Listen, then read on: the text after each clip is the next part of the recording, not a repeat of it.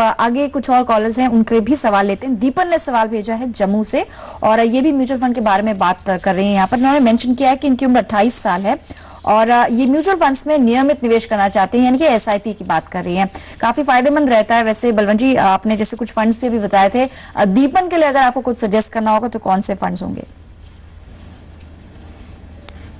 देखिए पल्लवी, ऐसा है कि उनका जो रिस्क प्रोफाइल क्या है, कितना रिस्क लेने की उनकी योग्यता है और उनका टाइम ओरिजिन कितना है। अगर 10 साल से ज्यादा का टाइम ओरिजिन है तो ही इक्विटी में, प्योर इक्विटी जो म्यूचुअल फंड है उसमें इन्वेस्ट करना चाहिए। और अगर आपका 5 साल से कम है तो आपको जो डेट फंड है या एमआईपी वगैरह में डालना चाहिए। मेरे को लग रहा है उनका जो लॉन्ग टर्म है, क्योंकि उनकी जो एज 28 साल है तो उनको लॉन्ग टर्म के लिए 10 साल से ज्यादा के लिए इन्वेस्ट करना है, तो उनको डाइवर्सिफाइड लार्ज कैप फंड में इन्वेस्ट करना चाहिए। मैं 2 फंड सजेस्ट करूंगा, आईसीआईसीआई प्रू फोकस्ड और यूटीआई अपॉर्चुनिटी फंड में आधा आधा पैसा बराबर डाल देवे।